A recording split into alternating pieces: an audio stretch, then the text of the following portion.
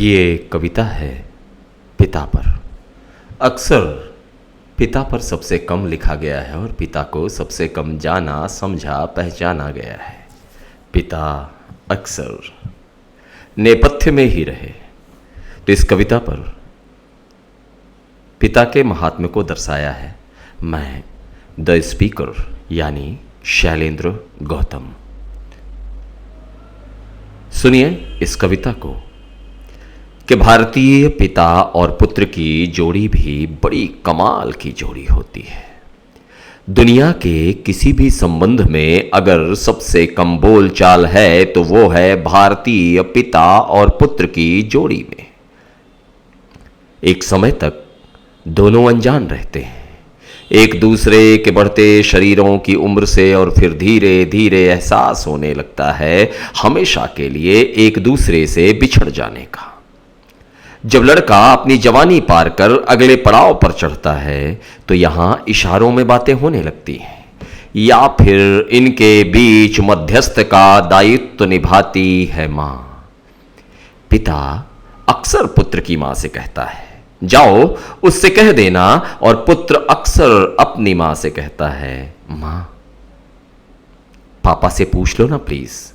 इन्हीं दोनों धुरियों के बीच घूमती रहती है मां।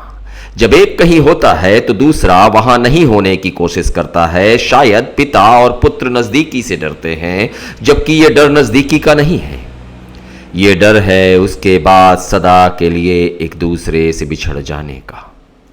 शायद ही किसी भारतीय पिता ने अपने बेटे को कहा हो कि बेटे मैं तुमसे बेइंतहा मोहब्बत करता हूं। और पिता के अनंत रौद्र रूप का उत्तराधिकारी भी वही होता है पुत्र, क्योंकि पिता हर पल जिंदगी में अपने बेटे को अभिमन्यु सा पाता है। पिता समझता है कि इसे संभलना होगा, इसे मजबूत बनना होगा ताकि जिम्मेवारियों का बोझ इसका वध न कर सके। पिता सोचता है कि जब मैं चला जाऊंगा इसकी मां भी चली जाएगी, बेटियां अपने घर चली जाएंगी, तब रह जाएगा सिर्फ ये अकेला जिसे हर दम हर कदम परिवार के लिए, आजीविका के लिए, बहू के लिए, बच्चों के लिए चुनौतियों और सामाजिक जटिलताओं से लड़ना होगा। पिता जानता है कि हर बात घर पर नहीं बताई जाती, इसलिए इसे खामोशी से गम छुपाने सीखने होंगे और परिवार के विरुद्ध खड़ी हर विशाल काय मुसीबत को अपने हौसले से छोटा करना होगा। इसलिए पिता कभी प्रेम प्रदर्शित नहीं करता। पिता जानता है कि प्रेम कमजोर बनाता है, फिर कई बार उसका यह प्रेम गुस्सा या झल्लाहट बनकर निकलता है।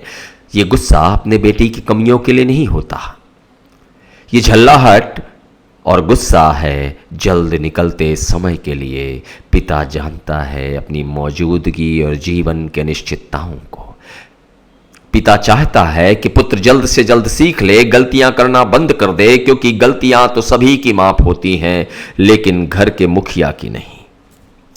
एक समय आता है जब पिता और बेटे दोनों को अपनी उम्र का एहसास होने लगता है। बेटा अब केवल बेटा नहीं, पिता भी बन चुका होता है। कड़ी कमजोर होने लगती है। पिता की सीख देने की लालसा और बेटे का उस भावना को नहीं समझ पाना वो सौम्यता भी खो देता है। और यही वो समय होता है जब बेटे को लगता है कि शायद मेरे पिता गलत हैं। इसी समय को तो समझदारी से निकालना है, वरना होता कुछ और नहीं। बस बढ़ती जाती हैं झुर्रियां, बूढ़ा होता जाता है शरीर और पिता को जल्द बीमारियों से घेर लेता है। दुनिया में सबको बेटे का इंतजार करती हुई मां तो दिखती है, लेकिन पीछे रात भर जागा पिता नहीं दिखता। पिता की उम्र और झुर्रियां बढ़ती जाती हैं। ये समय चक्र है। कब समझेंगे लोग, कब समझेंगे बेटे, कब समझेगी ये दुनिया। जानते हो क्या होता है उस आखिरी मुलाकात में? कभी सोचा है कि क्या होता है उस आखिरी मुलाकात में जिन हाथों की उंगलियां पकड़कर पिता ने चलना सिखाया था? वही हाथ लकड़ी के ढेर पर पड़े पिता को लकड़ियों से ढकते हैं, उसे तेल में भिगाते हैं, उसे जलाते हैं। ये कोई पुरुषवादी समाज की चाल नहीं और ये सौभाग्य भी नहीं, ये बेटा होने का सबसे बड़ा अभिशाप है। ये होता रहा है, ये होता चला जाएगा। जो नहीं हो रहा है, जो हो सकता है और जो होना चाहिए, वो ये कि हम जल्द से जल्द कहना शुरू कर दें कि हे मेरे महान पिता, हे मेरे गौरव, हे मेरे आदर्श, हे मेरे संस्कार, हे मेरे स्वाभिमान, हे मेरे अस्तित्व, मैं इस समय की क्रूर गति को नहीं समझ पाया और अपने दिल की बात तुमसे पापा मैं कभी नहीं कह पाया। पापा सुनो ना, मैं तुमसे बेइंतहा मोहब्बत करता हूं। पापा मैं तुम्हें बहुत चाहता हूं, बहुत चाहता हूं, बहुत चाहता हूं। धन्यवाद। अगर कविता पसंद आई हो तो आप लाइक करें, सब्सक्राइब करें, लोगों तक भेजें। पिता के महात्म्य को लोगों तक पहुंचाना बहुत आवश्यक है। अक्सर पिता नेपथ्य में रहते हैं, हम बात तक नहीं कर सकते। मैं चाहता हूँ ये कविता आपके पिता, आपके मित्रों तक पहुँचे। इसे शेयर करिए, लोगों तक पहुँचाइए, सब्सक्राइब करिए। यही विनती है।